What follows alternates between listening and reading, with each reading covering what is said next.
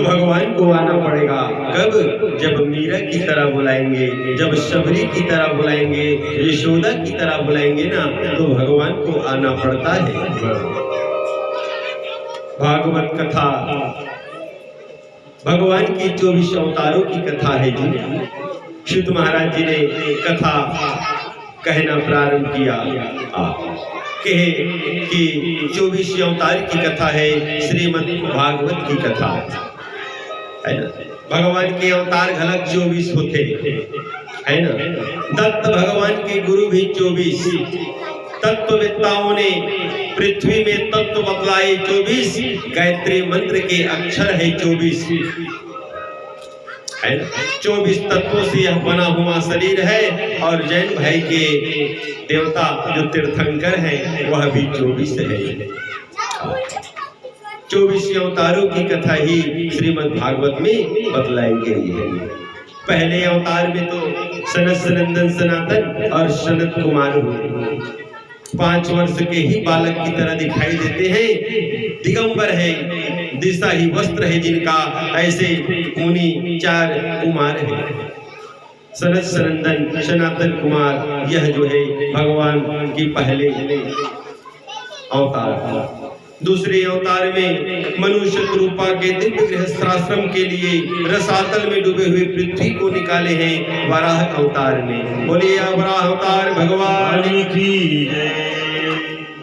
सुंदर शुकर का रूप धारण किया है भगवान ने पृथ्वी की रक्षा के लिए। तीसरे अवतार में देवर्षि नारद जी का हुआ। नारद संबंधी जितने भी 5 तंत्र उपदेश दिए हैं, विष्णु संबंधी तंत्रों का उपदेश दिया। चौथे अवतार में नर नारायण भगवान का जन्म हुआ। कठिन तपश्चर्या की और पत्नी धर्म मूर्ति के गर्भ से इनका जन्म हुआ। धर्म की पत्नी मूर्ति से इनका जन्म हुआ। ये नर नारायण का अवतार। 5वें अवतार में माता देवहूति और करदम से भक्त के परम भगवान कपिल महाराज का जन्म हुआ।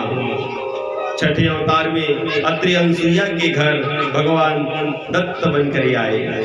प्रहलाद को, अलर्क को, यदुआदि को उपदेश किया। अब जो है 7वें अवतार में यज्ञ नारायण का अवतार प्रकट हुआ। इस अवतार में प्रजापति ऋषि की पत्नी माता आहुति के द्वारा यज्ञ नारायण का प्राकट्य हुआ।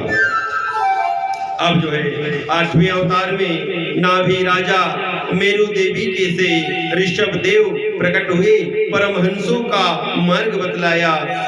जैन भाई ऋषभ देव प्रथम तीर्थंकर है। जैनों में प्रथम तीर्थंकर कौन? ऋषभ देव महाराज। 9वें अवतार में भगवान ने पृथु का रूप धारण किया और पृथ्वी का दोहन किया और पृथ्वी को खेती करने योग्य बनाया। अब जो है चाक्षुष मनवंतर में प्रलय काल में डूबते हुए सप्तऋषि मनु औषधि आदि की रक्षा के लिए भगवान ने मत्स्य अवतार ग्रहण किया, मछली का अवतार लिए हैं। 11वें अवतार में भगवान ने सुंदर कच्छप का अवतार ग्रहण किया। समुद्र मंथन के समय में अपने पीठ पर सुमेरु को धारण किया और समुद्र मंथन के लिए देवताओं का सहयोग किया। 12वां अवतार अमृत कलश को लेकर भगवान धन्वंतरी के रूप में प्रकट हो गए।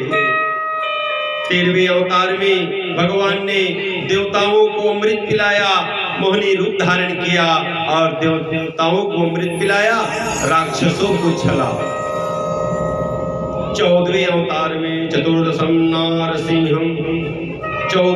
14वें अवतार में भगवान ने भक्त प्रहलाद की रक्षा के लिए आधा शरीर जो है मनुष्य का और धड़ जो है मनुष्य का और सर जो है सिंह का, शेर का था। नरसिंह अवतार हुआ। बोले नरसिंहनाथ भगवान की जय।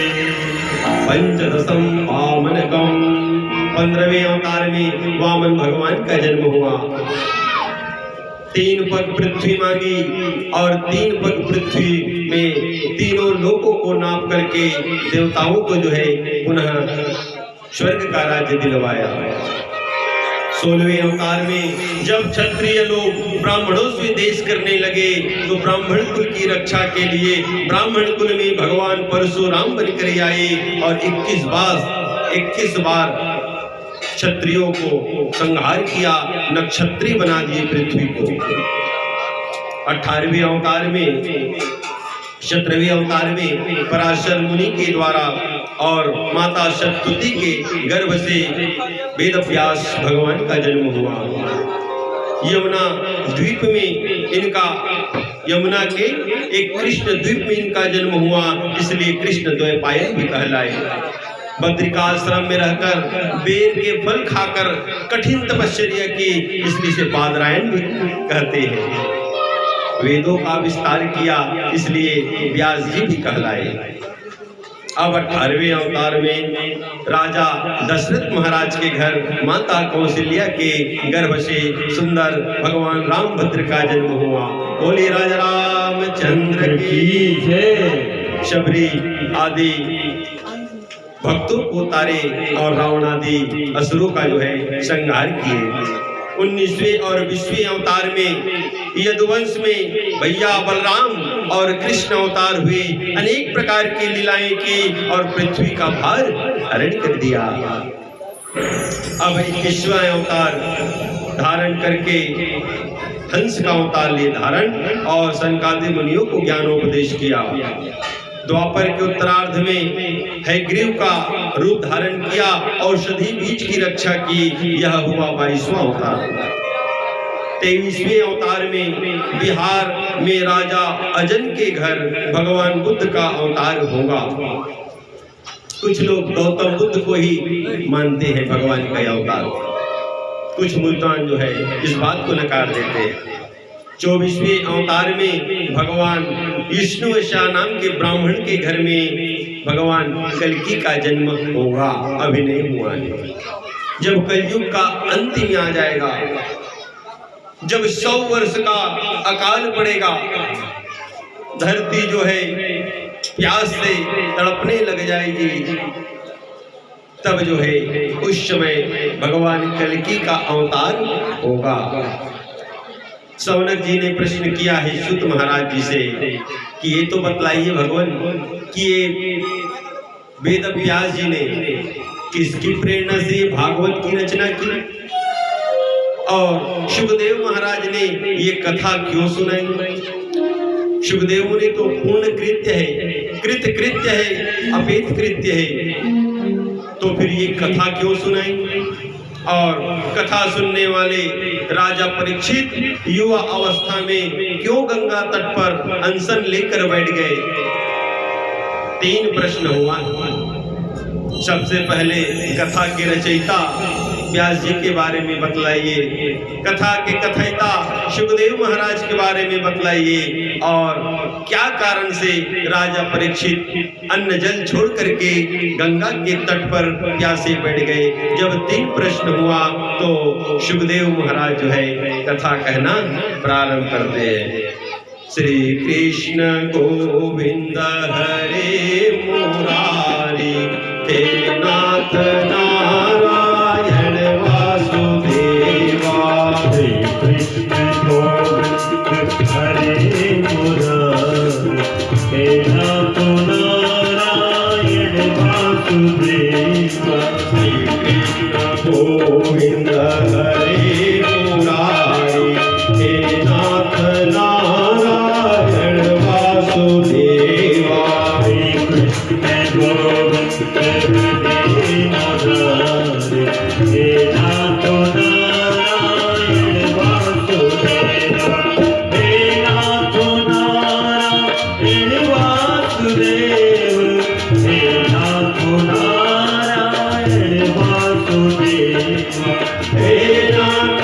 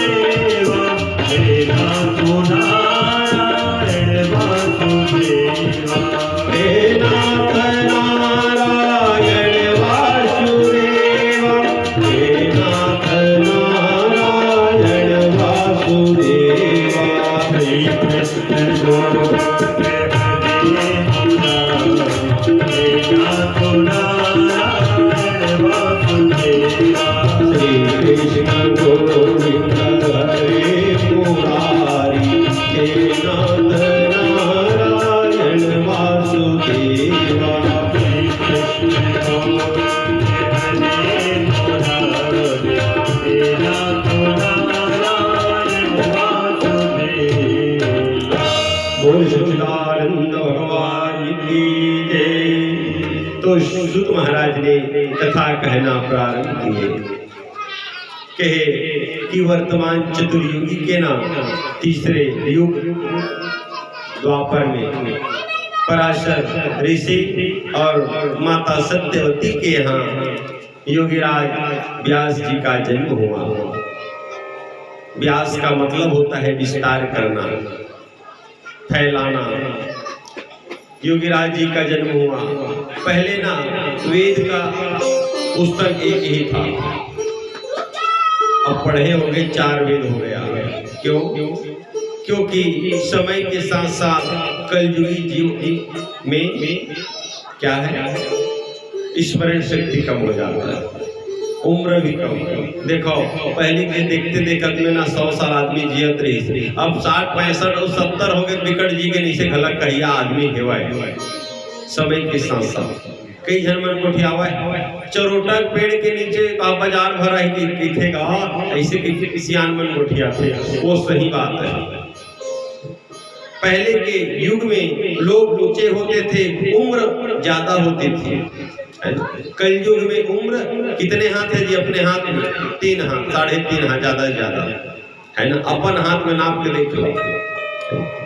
तो ये उम्र घटते जाएगा कलयुग में। कलयुग में उम्र घटेगा, विचार घटेगा, बुद्धि की कमी हो जाएगी। लोग केवल पेट भरने को और धन कमाने को ही पुरुषार्थ मानते हैं। 4 पुरुषार्थ होता है मेरे भाई, धर्म अर्थ काम मोक्ष। तो लोग धर्म का चिंतन ही नहीं कर रहे हैं। जैसे तैसे करके घर में लक्ष्मी आना चाहिए, धन आना चाहिए, ये उद्देश्य बन गया है। केवल अपना पेट भरना जान रहे हैं कलयुगी प्राणी, धर्म का चिंतन नहीं करते। बहुत लोग जो है केवल धर्म का आश्रय लेकर के पाखंड दिखा रहे हैं। केवल लोगों को धन चाहिए और काम सुख चाहिए, मोक्ष की चिंता नहीं है लोगों को। 4 पुरुषार्थों में केवल 2 पुरुषार्थ रह गया है, काम और लोभ। धन कमाना, अर्थ कमाना, पैसा कमाना। तो व्यास जी ने विचार किया कि बुद्धि कम हो जाएगी लोगों की। वेद बहुत बड़ा है, तो 4 भाग कर दिए वेद का। अलग अलग ऋषि मुनियों को अलग अलग वेद दे दिए। ऋग्वेद दे दिया पैल मुनि को, और सामवेद जैमिनी ऋषि को, यजुर्वेद वैशंपायन, और अथर्ववेद जो है सुमंतु को दिए। 5वां जो वेद कहलाता है इतिहास पुराण, वो दिए मेरे पिता रोमहर्षण नाम की सूत को। सूत महाराज जी बतला रहे हैं कि मेरे पिता रोमहर्षण को इतिहास और पुराण दे दिए। लेकिन अभी भी व्यास भगवान के मन में अभी भी जिज्ञासा शांत नहीं हुआ। मन जो है अशांत है। सम्याप्राश नामक अपने आश्रम में यमुना जी के किनारे पर वो बैठे हुए हैं। तभी नारद महाराज का सुंदर आगमन हो गया। और जब देखो, जब नारद महाराज ऐसे ना, तो नारद महाराज भी भगवान के अंश अवतार है। तो सुंदर जो है नारद महाराज आए ना, तो उनका स्वागत सम्मान किए हैं। सादर चरण सरोज पखारे, सादर चरण सरोज पखारे, सादर चरण सरोज पखारे, सादर चरण सरोज पखारे, सादर चरण सरोज पखारे, सरोज पखारे, अति पुनीत आसन बैठारे, अति पुनीत आसन बैठारे, अति पुनीत आसन बैठारे, सादर चरण सरोज पखारे। सुंदर जो है सम्मान दिए हैं नारद महाराज को, और आसन पर विराजमान करके कहे कि किस प्रकार आना हुआ हे देवर्षि। नारद महाराज ना देवता मन के ऋषि तो देवर्षि के थे। जो ब्रह्म को जाने वो ब्रह्मर्षि है, जो राजाओं के ऋषि है ना उसको राजर्षि कहते हैं। अलग अलग पद होता है, अलग अलग शब्दों का अर्थ होता है। कहे कि क्यों व्यास, क्यों मन से उदास हो, खिन्न हो। व्यास जी कहे कि 17 पुराण लिख डरे हो, 17 पुराण लिख डरे हो।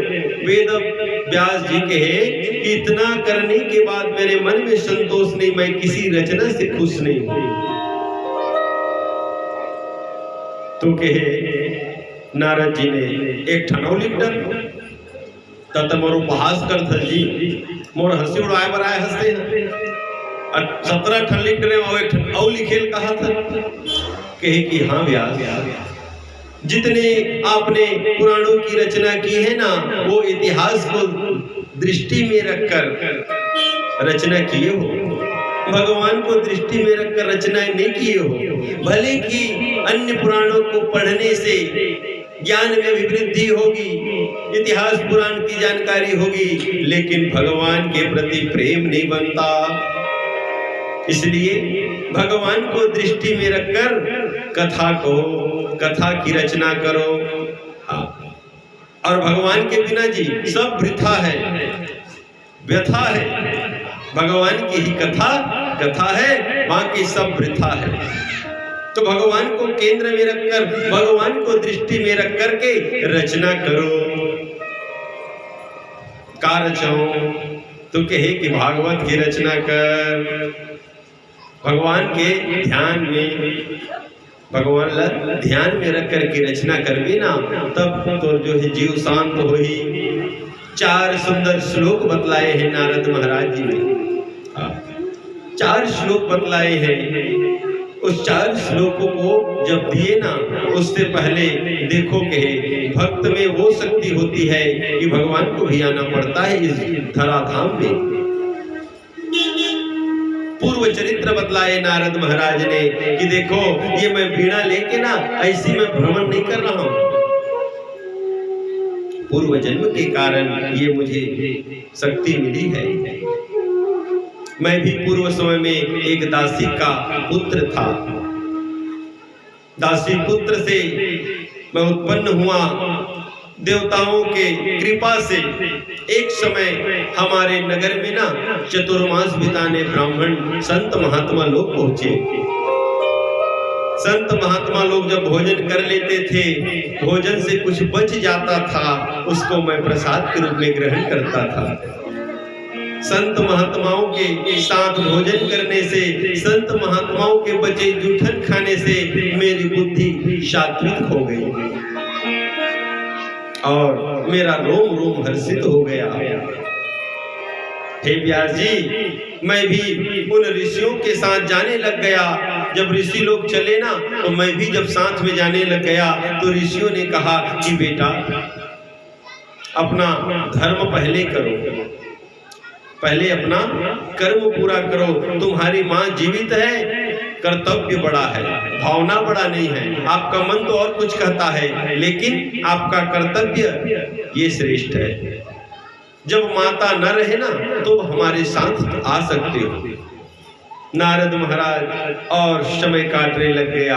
एक दिन की बात, नारद महाराज की माता दूध दोहने के लिए गौशाला जा रही थी। सांप के ऊपर पग रखा और सांप के डसने से व्यास नारद महाराज के माता का जो है देहांत हो गया। नारद महाराज को न ज्यादा दुख हुआ, न ज्यादा हर्ष हुआ। नारद जी ने कहा कि चलो अब ये बला थी वो भी समाप्त। अब सुंदर जंगल की ओर चले गए। एक सुंदर स्थान में बैठ करके आसन लगा करके ध्यान प्राणायाम करके सुंदर भगवान का वासुदेव गायत्री मंत्र का जप करने लग गया और मन शुद्ध हुआ है, भगवान का ध्यान किए हैं। ओम नमो भगवते वासुदेवाय, ओम नमो भगवते वासुदेवाय, ओम नमो भगवते वासुदेवाय, ओम नमो भगवते वासुदेवाय।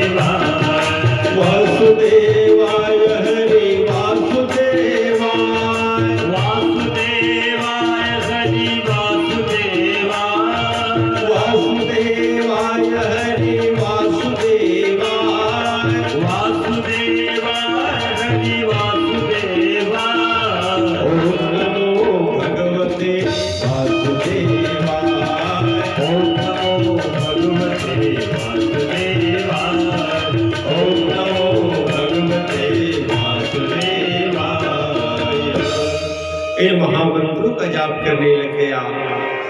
मन शुद्ध हुआ और सुंदर अंतर्यात्मा से भगवान का दिव्य जो है दर्शन किए। रोम रोम हर्षित हो गया। नारद महाराज जी की आंखें खुल गई और जब देखे ना कोई नहीं था, व्याकुल होकर रोने लग गया। उस आनंद को हे व्यास मैं बता नहीं सकता। व्यास जी से कह रहे नारद महाराज कि उस आनंद का जो वर्णन है यह कहने योग्य नहीं है, बताने योग्य नहीं है। भगवान का हृदयस्थ मुझे ध्यान हुआ। फिर आकाशवाणी हुई, कहा कि नारद इस जन्म में मैंने तुझे अपना दर्शन कराया है। अब जब ना इस तन को छोड़ोगे, जब अगले जन्म लोगे ना तो तुम मेरे परम भक्त पार्षद बन करके मेरे परम भक्ति करते हुए तुम जो है अपना जीवन यापन करोगे। नारद महाराज समय का इंतजार करने लग गए। ब्रह्मा का एक दिन हुआ। सारा ब्रह्मांड, सारा सृष्टि ब्रह्मा के सांसों के भीतर समाया, जिसको महाप्रलय कहा जाता है। सारा सृष्टि जो है जलमग्न हो जाता है, केवल जल ही जल रहता है। उस समय ब्रह्मा के श्वासों के द्वारा मैं भी ब्रह्मा में समाया और ब्रह्मा का एक कल्प का रात्रि हुआ और एक कल्प का दिन होता है। और जब ब्रह्मा जी जागते हैं ना तो पुनः सृष्टि करते हैं। जब ब्रह्मा जी ने सृष्टि किया ना तो ब्रह्मा जी के गोद से मैं प्रकट हुआ। 7 स्वरों की ये वीणा मुझे प्राप्त है। मेरे गति में कोई जो है रुकावट नहीं है। जल में हो, थल में हो, नभ में हो, मैं अविरल गति से जाता हूँ, हरि का गुणगान करता हूँ और इस प्रकार मैं अपना भजन करता हूँ। ये सुनो व्यास जी, ये कब मिला मालूम है? निर्मल भक्ति से मैंने केवल भगवान का भजन किया है, तब मुझे मिला है। तो आप भी भगवान को दृष्टि में रख करके श्रीमद् भागवत की रचना करें। हाँ, तो सुंदर नारद महाराज 4 श्लोक का उपदेश दिया और उसी 4 श्लोकों को व्यास जी ने सुंदर 18,000 श्लोक 12 स्कंद 335 अध्याय वाली संहिता का निर्माण किया। बोलिए भागवत महापुराण की जय हो। तब जो है नारद महाराज के मन में एक जिज्ञासा आ गया। व्यास जी ने कहा कि मैं तो हो गया हूँ बूढ़ा है और बूढ़ा हो गया हूँ तो अब कहाँ कहाँ घूम घूम के कथा सुनाऊं। कथा ला लिखाए जब ना तो लिखे पर कौन ला बनाए नहीं जानता। गणपति महाराज ला, गणेश जी और कामा बैठे आजकल के जन बताओ, आजकल हम मोटरसाइकिल में घलक बिठाड़ देते सब लड़का मन कई जन मनो कई ठन में बिठा रहा था। देखो नहीं मूर्ति मला लाते गणपति जी कामा बैठे, तो मोटरसाइकिल में बैठा थे तो कबू मगरमच्छ में बिठा देते तो कबू बोलिया उलिया घलक बैठा हाथी में बैठा। तो गणपति जी का वाहन है कौन? मूषक।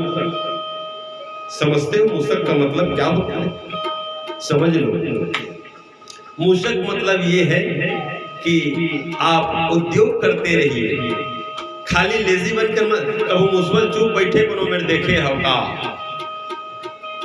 वो एती करते रही है ना, कुछ न कुछ करते रहता है। हम भी जो है जीवन में खाली मत बैठे, खाली दिमाग शैतान का घर होता है। मुसवल देखो कुछ करते रहते, वो अलमारी खोल पे तब पता चलते कि का कुता करते थे ना, है ना, सत्यानाश कर देते। लेकिन खाली नहीं बैठता है मेरे भाई। हाँ, लेजी बन के सुस्त बन के नहीं बैठता है। व्यास नंदन व्यास भगवान को कहे गणपति जी देखो तुमन बोलू ना तेला मैं लिखूं जरूर, लेकिन कहां तय कहूं छोड़े बताएला तो मोर मुसवा रेंग दे। गणपति जी को सुंदर लिखने का कार्य सौंपे हैं व्यास भगवान ने। सम्याप्रास आश्रम में प्राणायाम आचमन करके सुंदर भगवान गणपति को बुलाए और गणपति जी के द्वारा जो है लिखने का काम प्रारंभ हो गया। श्लोक विमला का थोड़ी लिखी थी, स्कूल में पढ़ाते तो इसना आम श्याम ऐसे एकठन अर्थार्थ नहीं बताए, वहां तो श्लोकों में वर्णन हुआ है। और जब श्लोक कहते थे ना तो गणपति जी भी सोचने लग जाते थे और सोचत विचारत लेना। हाँ, व्यास भगवान है इति तिथि घूम के घलक आ जात रही। इति तिथि का मतलब समझ जाओ। हाँ, और सुंदर जो है जब पूरा हो गया तब जो है खोजने लग गया, अब इसको बांटू कैसे, पढ़ाऊं कैसे, किसको सुनाऊं और इसका विस्तार कौन करेगा। तो अपने पुत्र के ऊपर ध्यान गया, सुखदेव महाराज के ऊपर ध्यान गया। सुखदेव मुनि पूर्ण कृत्य है, अपेत कृत्य है, कृत कृत्य है, जिसको सीखने की कोई आवश्यकता नहीं। गर्भ में जिसने भगवान का सुंदर जो है।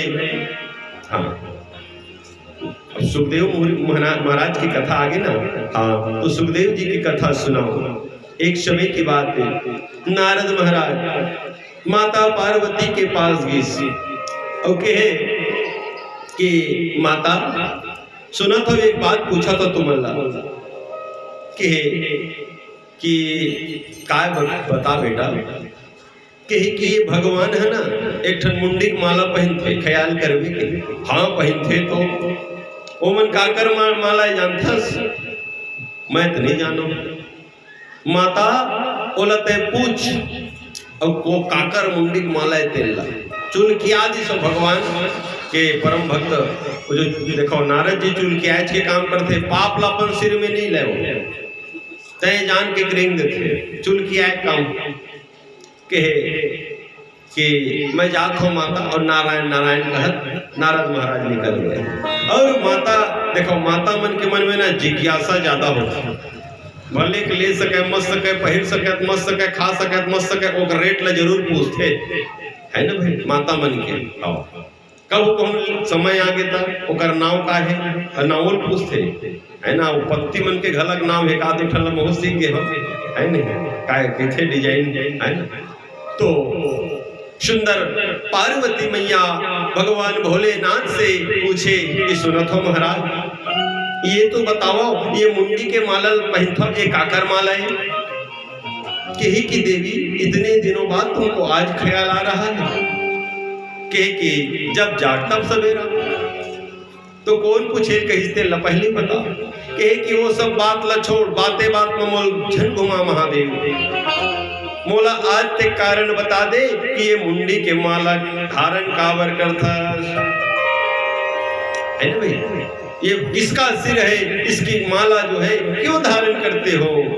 तब भगवान भोलेनाथ कहे कि देवी ये और किसी का मुंड माला नहीं है, ये तुम्हारे ही मुंडों का माला है। कहे कि मैं अमर था जन्म था और तू मन हा, तो कहे कि मैं अमर कथा जानता हूं देवी। अतका दिन हो गए तो मोर संग मेरा हाथ फिर मुले को दिन नहीं सुनाए। कहे देवी कि उसके लिए उचित समय स्थान होना चाहिए, तब जो है अमर कथा सुनाया जाता है। सबों के अधिकारी नहीं होए। कोनो पागल ला बम बनाए के ते विधिल बता दे,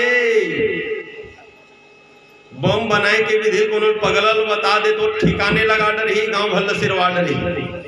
मूर्ख आदमी कहू ते बम बनाए के विधिल बता दे तो नाश कर डरही जी। तो उसके लिए सही आदमी सही जगह होना चाहिए, तब जो है फायदा है, तब अमर कथा का फल मिलता है। अब ये अमर कथा है देवी, इसको सुनने से जो है लोग अमर हो जाते हैं। अमर कथा है, अमर कथा सुनने से जो है अमरत्व को प्राप्त कर लेते हैं। इसलिए जो है यह परम गोपनीय कथा है। माता पार्वती जिद करे लग गए, कहे कि भगवान हमला ये कथा सुनावाओ, नहीं तो आज से तो खाना पीना बंद, खुद रान और खुद खा और भांग लग घलक खोदते हैं अपन व्यवस्था कर ले, कोई पिछले उसे काम में नहीं करो। भगवान ने कहे कि अब इसके मन में भक्ति जग रहा है, जब तक मन में भक्ति ना जगे तब तक किसी के सामने भगवान की कथा मत कहिए। हाँ, अर्जुन को भगवान ने कहा है गीता में, हे अर्जुन, ये जो ज्ञान दे रहा हूं ना गीता का, मूर्ख मनुष्यों के सामने मत कहना। ये जो परम गोपनीय ज्ञान है उसको जो है जिज्ञासु के आगे कहना। फूटे हौलम पानी डाला एको बूंद रही का, तो फूटे हौलम पानी डाले बूंद नहीं रहा, उसने ज्ञान के बात बताया इसका मतलब। तो भगवान भोलेनाथ कहे कि चलो आपला अब हम अमर कथा सुनाबो। ले गए कैलाश पर्वत के शिखर पर, एक बट वृक्ष के नीचे आसन लगाकर भगवान भोलेनाथ विराजमान हो गए। माता पार्वती जो है नीचे आसन पर बैठ गई, कहे कि चलो महाराज चालू कराओ। तो राह जाके पहली एमेर देख ले तोर अलावा और कौन बैठे हैं। तो भगवान भोलेनाथ डमरू बजाए, डम डम डम डम। तो डम डम डम डम जब डमरू बजे ना, तो वो जो चिड़िया बैठे रहा है फिर मन भर भर सब उड़ावा है। हाँ, एक बार डमरू बजे है तो चिड़िया मन उड़ा गई। तो एक ठक घोलहा अंडा रहा है, वो अंडा सरे का सो रहा है, तेमा वहां जीव पर।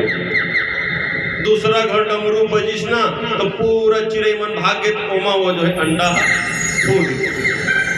और तीसरा घर डमरू बजिस ना तो वो पक्षी है चेत में आगे, लेकिन वो उड़ाए नहीं पैसे। तो एक सूक जो है बैठ गया, बैठ करके वहां कोई जीव जंतु को देखे ना तो कोई जीव जंतु नहीं है।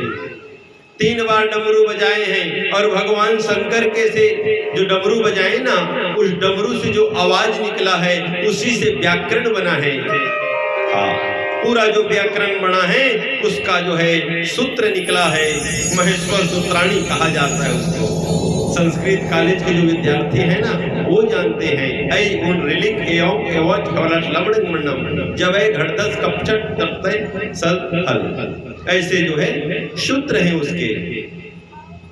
14 सूत्र निकला है, उसी के द्वारा महर्षि पाणिनि ने व्याकरण की रचना किए हैं। भगवान भोलेनाथ देखे अब कोई नहीं है देवी, अब कथा सुन। और जब कथा बताए बैठीस ना तो भगवान कहे कि देख पार्वती, ये मेरे परम आराध्य की कथा है, और जब बता कहूँ आँखी मुदा जही ना तो तय हूँ कहत रही तो मैं समझ हूँ, और जब मैं ध्यान में लगूँ तो मोर आँखी बंद हो जाही तो तय हूँ कहत रही। और कथा सुंदर प्रारंभ किए। अब कहत रहा है। अब माता पार्वती सो गई, और जब माता पार्वती सो गए ना तो वो जो सूक है वो हुंकारो देने लग गया। तो जब हुंकारो दे ना तो भगवान भोलेनाथ का समझते सुनते हैं। समय बीता, राम कथा पूरी हो गई, अमर कथा पूरी हो गई। जब अमर कथा सुन लिए तो जब जागे ना भगवान भोलेनाथ, माता पार्वती सूत गए रहा है। माता पार्वती जब सूते तो कहे कि तय तो सूत गए तो हुकारो कौन देवा थे। जब चारों तरफ नजर दौड़ाई ना तो तोते के ऊपर नजर चढ़ा गया, और उठाए त्रिशूल को दौड़ाने लग गए और सूप उड़ने लग गया। तो उस सूप उड़ते गया, भगवान शंकर जो है दौड़ते गए और दौड़ाते गए। दौड़ते दौड़ते व्यास महाराज के पत्नी के गर्भ में जो है मुंह से अंदर प्रवेश किए और उसके गर्भ में चले गए। जम्हाई लेने का समय था, जैसे ही व्यास भगवान की पत्नी जम्हाई ले रही थी उसी समय वह सुख उसके मुख से पेट में प्रविष्ट हो गया। भगवान शंकर याद रखे कहाँ है? बोले निकाल बाहर। दरबार के बाहर भगवान शंकर खड़े हैं, कहे कि उसको बाहर निकालो, उसने अमर कथा सुना है, मैं उसको जान से मार डालूंगा। व्यास में भगवान कहे कि सुनो महाराज गुस्सा में आप मन का बोलथो ना ये कर कोई हिसाब ही नहीं है। कैसे अपने कहा था अमर कथा सुन रहे, अपने कहा था अमर कथा जब सुन रहे तो मारहू कैसे बोलते ला बताओ। अब मारहू ना तो वो मर जही तो थोड़ा फिर कथा अमर कथा नो है ना भाई। जब अमर कथा सुन रही तो मारे नहीं मरे, अब मार डरबे तो तोर कथा अमर नो है। भगवान शंकर सोचे कि अरे गुस्सा में गड़बड़ हो थे। विष्णु जी आए समझाए भगवान भोलेनाथ को कि देखो कथल सुन रहे ना तो तुम्हार कोई उल्टा काम नहीं करे होगा, हाँ सही काम करेगा उसको क्षमा करो। देवताओं के समझाने पर भगवान के समझाने पर भगवान भोलेनाथ चले गए अपने कैलाश में। और उसके बाद 1 वर्ष 2 वर्ष कौन कहे जी 16 वर्ष तक व्यास नंदन सुखदेव महाराज अपने माता के गर्भ में थे, है ना। 1 दिन 2 दिन नहीं, 1 महीना 2 महीना नहीं, अरे 9 महीना तो माता में रखा हो। और वो दिन 16 साल ले रही गई। परेशान हो गई माता, कहे कि बेटा ये बाहर निकल जाओ। कहे कि माता मैं बाहर नहीं निकलूंगा, विष्णु की माया जो है बड़ा कठिन है, ये आते ही ना विष्णु की माया मुझे लिपटा लेगी, मोहित कर देगी, मैं गर्भ से नहीं निकलूंगा। मनुष्यों को गर्भ में ज्ञान रहता है मेरे भाई। देखो बच्चों को गर्भ में जो ज्ञान होता है, शमशान भूमि में जो ज्ञान होता है, शरीर में कोई रोग लग जाता है जब ज्ञान होता है, और कथा पुराण के श्रवण के समय जो मन में ज्ञान आता है वो ज्ञान ज्यादा देर तक रहता नहीं है। क्यों नहीं रहता? उसके लिए हम पात्र नहीं लाते हैं ना। पात्र माने धारण क्षमता। ज्ञान और वैराग्य के बिना भगवान की कथा समझ में आने वाली नहीं है। वैरागी होना चाहिए, संसार से विराग हो जाए, मन से वैराग हो जाए, तब जो है कथा समझ में आने वाली है। आगे मंडप के वो पार गए स्थान फिर चालू, तोरी मोरी चाली निंदा छल छिद्र परपंच के गोठ, है ना, हो जाते कि नहीं हो? क्यों? क्योंकि ज्ञान वैराग्य की कमी है। देखो शेरनी के दूध है ना, सोना पात्र में वो टिकते, शेरनी के दूध बतलाते हैं कि शेरनी का दूध स्वर्ण पात्र में टिकता है, लोहा बर्तन में झोंकू ना तो बर्तन फट जाते, ऐसा बतलाया जाता है। उसी प्रकार जब मन में वैराग्य आ जाए, ज्ञान और भक्ति और वैराग्य सहित कथा का श्रवण करेंगे, तब कुछ जो है धारण होता है, नहीं तो फिर सब चला जाता है। 16 वर्ष हो गया, माता ने बार बार कहा कि बेटा अब निकल जाओ, माने नहीं। भगवान नारायण ही आए और नारायण ने निवेदन किया बेटा अब तू बाहर ही आ जा, कि वरदान दो प्रभु, उसी स्थिति में मैं बाहर ही आऊंगा जब जो है आपकी माया मुझे नहीं सताएगी। भगवान ने कहा कि जाओ तुमको आशीर्वाद देता हूँ व्यास नंदन सुखदेव, तुम्हें मेरी माया व्यापेगी नहीं। तब जो है सुंदर सुखदेव मुनि का प्राकट्य हो गया। बोलिए सुखदेव महाराज की जय। बोला कह गौरी से हरि भजन सार है, हरि नाम सार है, आज भी है और सदा ही रहेगा। बोला कह गौरी से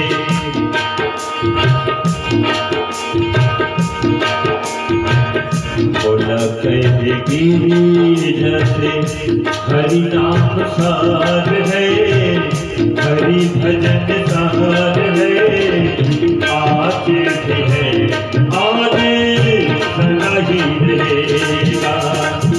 आज भी है और सदा ही रहेगा।